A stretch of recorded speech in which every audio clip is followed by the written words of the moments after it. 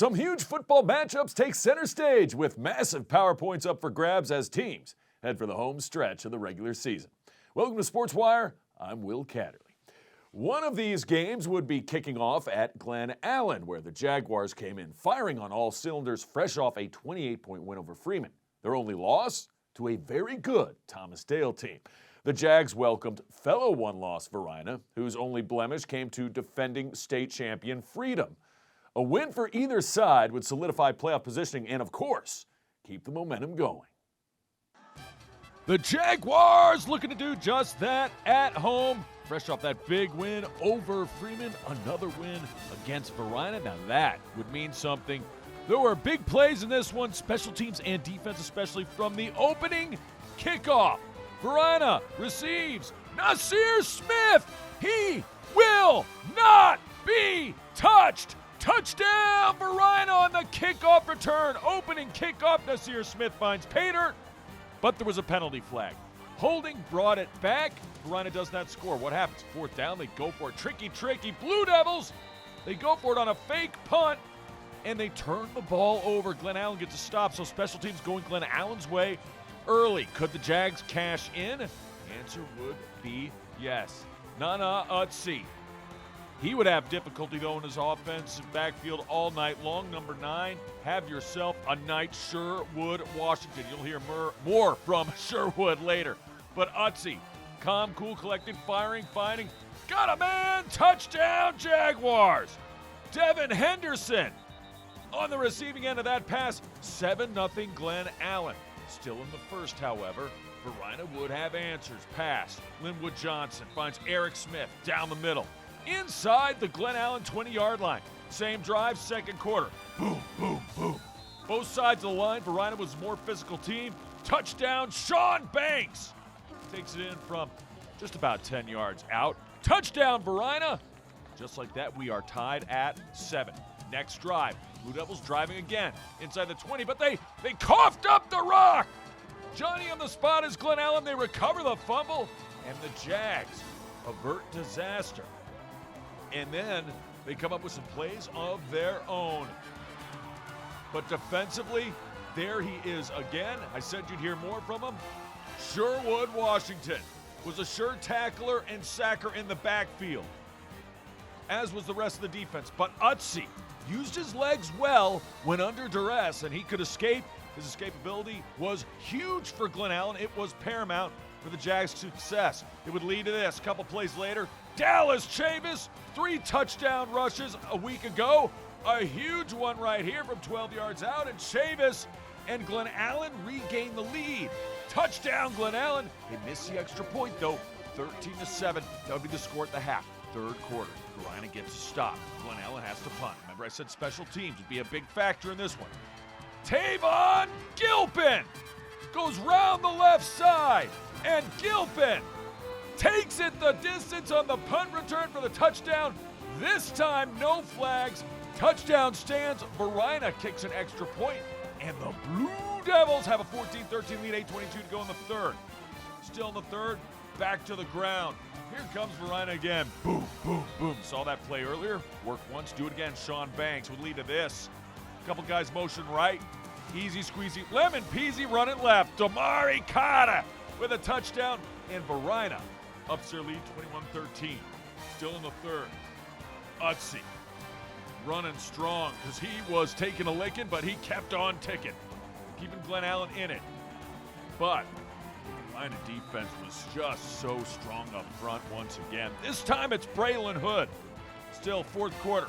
Glen Allen with a chance. Still down 21-13. Guess who? It's Sherwood, Washington. 4 tackles for loss. 6, count them, 6 sacks on the evening. And then how about 56 getting in on it as well? He had a great game, Ja'Shawn Richardson. The whole defensive line was a difference for Varina in this one. Last chance, though. They still do have a chance. Not anymore. It's intercepted by Miles. You can run for Miles Anderson. And Varina going to get the win on the road to prove it 5-1, 21-13. Varina, they win. Well, in the second half, we went in the locker room. Coaches us up. Trust what they coach us every single week. But we don't put our heads down. We keep on finishing until the clock hits 0. And it was just my time to shine. Shout out to the O-line. They did their thing today. I don't want to take all the shine. Bull Richardson, Darius, I love y'all. EJ, all y'all did y'all thing. It's not just me. I love y'all. It helps us by, it made us more like this. At first, at the beginning game, it was like this. It made it like that. And that's really it. Every game we get better and better. This is just another step. We trying to get to where we're trying to go. We all know where that is. That's the state championship. There was another big one going on, meanwhile, in the West End at the home of Douglas Freeman Mavs hosting Hermitage. Big-time power points in play in this one. Hermitage coming in as a #1 team in Region 5C. Well, Freeman would have answers for that early at home. Big game for them, fresh off their first loss this season. Big return for them to start things off by Caleb Fisher and company. Mavs trying to get things going. The screen pass was their friend. Pass caught. Kevin China on the receiving end of that one. First down, big gainer for Freeman. It would lead to this. Throwing, corner of the end zone, got him in! Touchdown, Mavericks! Mavs jump out to a 7-0 lead. Max Vest on the receiving end, and he did his best. 6-0, yes, extra point would be good. 5:31 to go. Freeman in control, and oh my goodness, the lay in the lumber hit of the week goes to number 42, Michael Bannister. That was a form tackle if I've ever seen one, but Hermitage would get things going through the air and through the ground. Pass, caught, good for a first down. Then, check it out. Did he get a toe in? I don't know. Ben Yane to who else but the star Andre Clark Jr. The long touchdown pass ties it up at 7 after 1 quarter play. Switching sides now, second quarter. How about some amazing acrobatic catches? Oh my goodness, how did he do that? Caleb Fisher on the catch off the tip drill. First down, Freeman. I think got the ground game going a little bit here. A burst up the seam, but he lost the football. Warwick Stevenson, Butter, lost it, and Hermitage recovers it, so the Panthers back in business. What do the Panthers do? They create big plays. And they're going to do it here on the ground with Erlante Winston. Over 50 yards to pay dirt. Winston and Hermitage. Their offense can strike quick, and it does right there. 13-7 with 1:37 to go in the second. Panthers with the lead and going back to Winston. And Winston gets driven down hard turf, but still had a huge game. I mean, Winston's been having over 100-yard rushing games all year long. A couple games he had over 200. Quarterback using his legs as well. Ben Yane. And Yane, he's going to find Caden King all the way close to the end zone. It would lead to this. Short touchdown plunge. QB calls his own number. Touchdown, Hermitage. Yeah, well, the officials have. There it is. Touchdown, Panthers. The Panthers pounce. Have not lost since playing against Oscar Smith. 2:25 to go in the third, up 20-7. Got to get some stops on Freeman. Freeman, they love this screen, the other side, don't they? Worked wonders against Glen Allen, number 24 on the receiving end of that one. Butter Stevenson, this time he holds on to it. Same drive, fourth quarter, firing. Finding Jaden Reese to his receiver. It's Butter Stevenson. Touchdown. Freeman, actually, that would lead to the touchdown. Inside the 5-yard line, Butter caught it. And then number 12, making it spicy, is Ryan Bland on the short touchdown run. We got it 21-13 is the score. Freeman just down 1 score. Looks like there's a fumble on the play. No, they ruled him down. The pass, good for a first. And it would lead to this. When you need points, throw it deep to Andre Clark Jr., his second touchdown of the night. And the Hermitage Panthers continue to win since their opening week loss, and they get a big one on the road in this one. Hermitage beats Freeman 27-13 the final. We've got plenty of football still to come on the other side, but first, when we come back, it's a West End battle in field hockey as Godwin and Freeman battle it out past 4 quarters. Plus, Glen Allen looks to hold serve in ladies volleyball when they welcome J.R. Tucker. Highlights are straight ahead.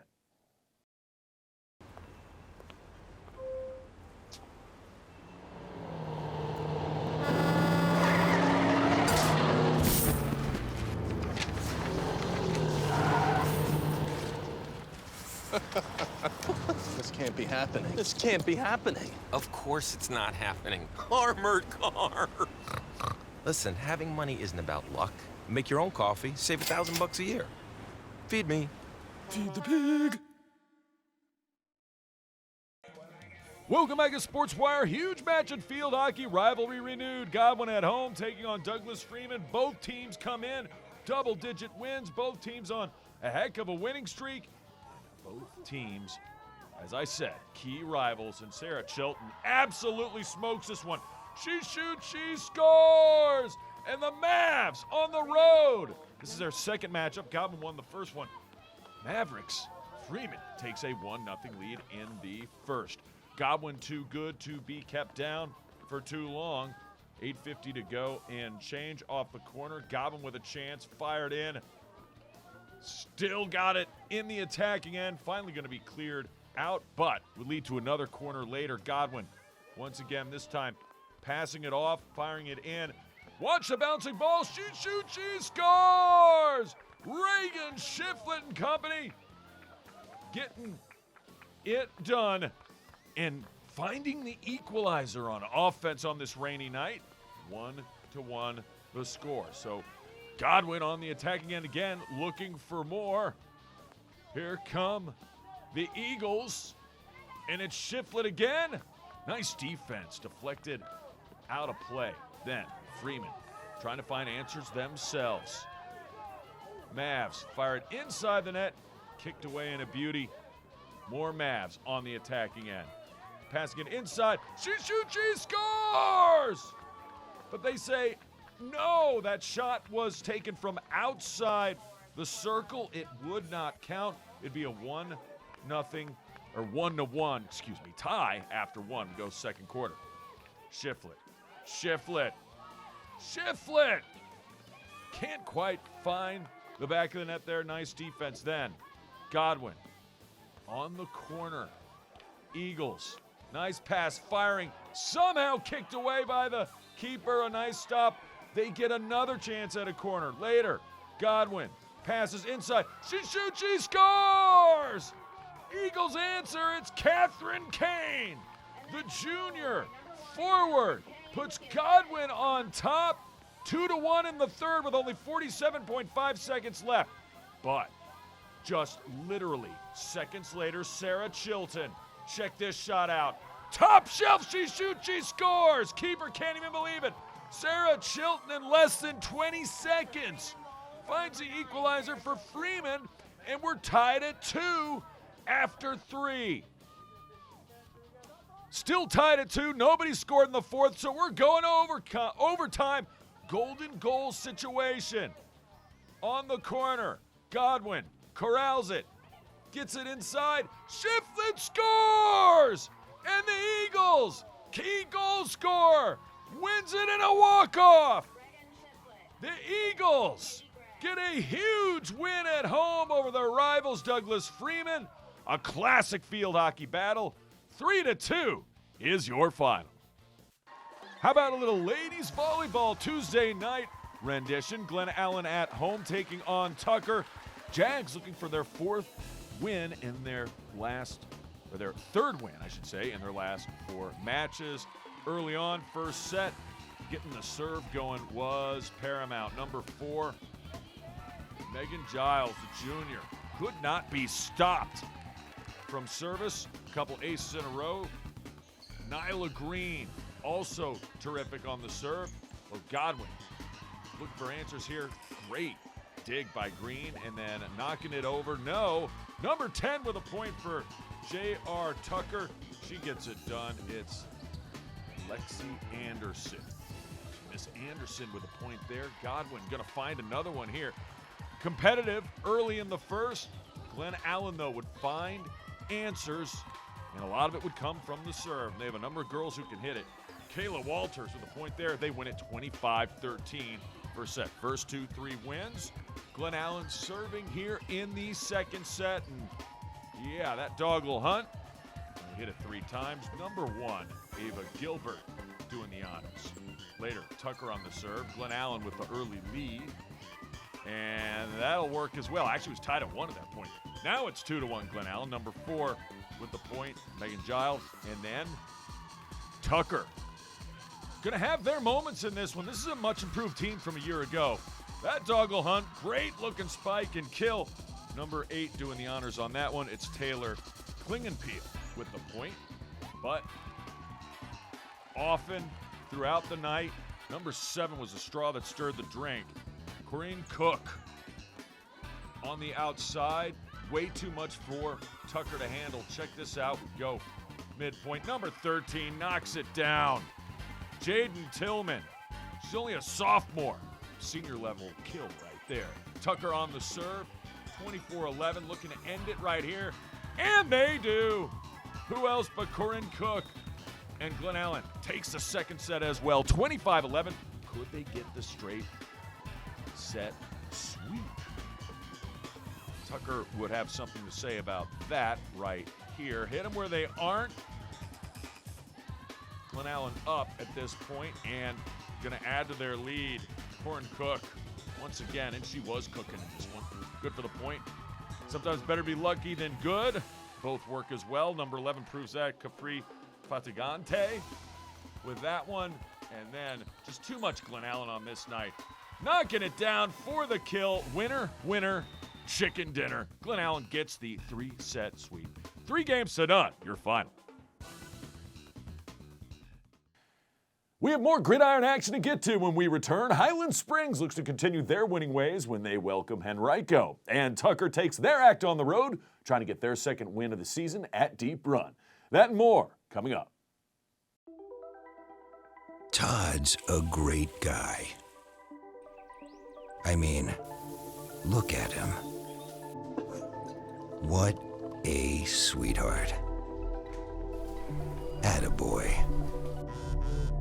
Wait, Todd, what are you doing? How totally selfish and un-Todd-like of you. Come on, Todd. Come on, man. Welcome back to SportsWire. Welcome back to the gridiron in the East End, home of the defending state champion Highland Springs Springers. Yeah, looking for a big play on special teams as they get ready, taking on the Henrico Warriors. And guess what? They would get some big plays on special teams. Punt, block, picked up by Highland Springs, number 30, Jonathan Massenberg, the second. Touchdown, Springers. Highland Springs up 7-0. You know their offense clicks as well. Kmart Christian Martin firing, finding his receiver. Got some room, got some men to miss. Kevin Finney Jr. with the catch there, setting it up for this guy. Sophomore running back, heck of a story for him and a heck of a season. Eric Bird, he is the word, and he finds the end zone. Touchdown. Springers would have a 14-0 lead with 10:28 to go in the second quarter. You want more special teams by the Springers? The game breakers, as we call them. Number 2, Tamondre Braxton. Gonna try to attempt to return this kick. And there is either do or do not. There is no try, as Yoda would say. Tamondre Braxton, he does find the end zone. Touchdown, Springers. It's a kick 6. Kick return, punt return for a touchdown for the Springers. So Highland Springs, they get a punt block for a touchdown. They get a kick return for a touchdown. This is the Springers we know, right? Producing on defense, producing on offense, producing on special teams. That defensive front has been solid, and they've been getting better and better as the year has gone on. It should behoove them. It should help them later on in this season. Here we go. One thing that Henrico's done really well all year, they create turnovers. I mean, literally, that has to be the 4th or 5th time I've seen a Henrico player this season just take the ball away from the offense. But Springers defense comes to play, trying to throw it away. I don't blame them, but you're looking at trouble there. Intercepted. It's number 8, DeMontez Bullet Coles, the DB. listed at 6 feet, 170, the junior, sets up his offense for this. Christian Martin firing, finding his man into the end zone. No. Out of bounds at the 1. That's okay. Easy squeezy lemon peasy. It's Raymond Varner with the touchdown run from 1 yard out. Springers in command. More Highland Springs next quarter. Christian Martin spreading it out to his guys. He finds Tamondre Braxton. Martin doesn't even have a favorite receiver. He'll throw the open guy or to whatever play is called to get the guy open. More from the running game. Offensive line was eaten. And Eric Bird was finding pay dirt in the end zone for the touchdown. His second touchdown of the night. Bird was excellent. Offensive line was excellent. Just all around domination by Highland Springs. Henrico does have their moment, though. It's a strip, fumble, and recovered in the end zone. Is he in? Yeah, that's a touchdown. Number 20 doing the honors. Malachi Saunders for 6. So at least Henrico does not get shut out on this night, but way too much Highland Springs in this one. There is a pick, and he almost took it all the way. Too much defense, too much special teams, too much offense. Springers win again. 42-6, your final. From the land of the Springers to Short Pump, where Deep Run taking on Tucker at home. Each of these teams looking for their second victory of the year. This would be a competitive one, and it would be the defense that would rue the day. Start ruining early and often. The sack, nicely done by Deep Run. Number 22 got in there, John Pham and company. And then, there was really nothing happening in the first quarter at all. Looks like a turnover. The Wildcats have the ball in the second. It is a turnover. You'll see more of those. Tucker, Johnny on the spot, number 8 doing the honors. Kai Thompson. And then trying to get things going on the ground themselves. Now they lose the football. And Deep Run's got it. Going the other way now. It's John Pham again. Have yourself a night. Deep Run gets the ball right back. Setting up for Trey Gouch. Gouch looking. Gouch firing. Finding his receiver all the way inside the 5 for a 1st and goal. It would lead to a 2-yard touchdown. Number 21 on the receiving end of that, Colin Birch. 7-0 Wildcats. And they get the ball back. Still 7-0. Waning moments of the first half. Ill-advised pass. Tucker is right there for the pick, though. Johnny Patrick with an interception. It would lead to this. The field goal attempt. Wildcats got a hand on it, and somehow it still goes through.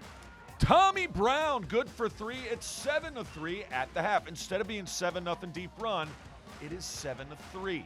Wildcats trying to answer with some special teams of their own third quarter to start the first half. Great looking return and great field position.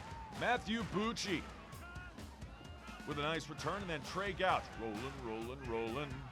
And he's going to use his legs on this one and get a late hit out of bounds. First down, Wildcats. So what do? Hand the football off. On 4th and goal, however, they could not get into the end zone. Tucker, a huge goal line stand. Still just down 7-3. Screen pass, huge moment here. Number 19 gets away from one tackle. Gets away from a second. He's going to take it all away. Touchdown, Tucker. Donnell Douglas on the receiving end, over 75 yards from his quarterback, Chase Roberts. Tucker with the lead. They would get the ball back in the 4th. Now Deep Run down. They need a play, and they make a big one. The pick. It's number 21. He's everywhere. Cullen Birch. Huge interception off the tip. So Wildcats with a touchdown could take the lead, but they give the ball right back to Tucker, and it's the Tigers who connect. Chase Roberts, his second touchdown pass of the night. And Jaden Blue makes it 16-7. Tucker. More from the Tucker defense. That was a 4th and short play. Defensive line outplayed Deep Run. They really did in this one. Big number 56 in there on the stop. Zion Hunt. And he was hunting for the running back there. It would lead to this late in the game. Short touchdown plunge. Good for 6. And the Tucker Tigers get their second win of the year at Deep Run. They took it in the second half. 23-7, your final. Getting momentum is our biggest thing because, our team just needs to learn resiliency, and we definitely put it together tonight. Getting that momentum, building off it, making plays, just believing in one another, it's great. We're starting to learn each other a little bit more, starting to learn how we play. Definitely, what we're good at, what we're not good at, and seeing the field with one another, and we're just building. Each week, we're preparing different defenses, and, we're just coming together really, really nicely recently. Yes, they are. TJ gets a win over Godwin in another score, 24-14. Let's go back to field hockey. Bonus action. It's Hermitage. It's Highland Springs. It's a weekend tournament. Elsie Bird also involved in this. Kick save and a butte, but Hermitage would get a penalty shot. And here it is. Slapped away in a butte. Highland Springs rejects Hermitage. Great job by the keeper right there. Later, Springers with a chance on the corner. Kicked away in a butte by the Hermitage keeper. Highland Springs trying to keep it in. They would. Eventually, however, Hermitage would get this out of harm's way. No score after the first. But that would not last for long. Second, Hermitage. She shoots. She cannot score. It's blocked. And it's blocked. And then finally, it trickles into the back of the net. No, they call the penalty. So it's another corner opportunity. This time, fires, finds it back to the net. She shoots. She scores. Number 5 with the goal. Stella Yozik. Hermitage not done. Next quarter, she shoots. She scores. It's Stella Yozik again. That made it 2-0. Stella Yozik scoring and Maya Yozik stopping goals from happening. Almost making it 3 here for Hermitage. Knocked away. Nicely done by Highland Springs, but Hermitage and the Yoziks get it done. Stella Yozik 2, Highland Springs 0, or Hermitage 2, Highland Springs 0. That's your final. Remember, if you have questions or comments about the show, just send me an email to this address, sportswire@henrico.k12.va.us, and you can always follow us on X and watch episodes on YouTube. I can't wait to see ya next time on Sportswire.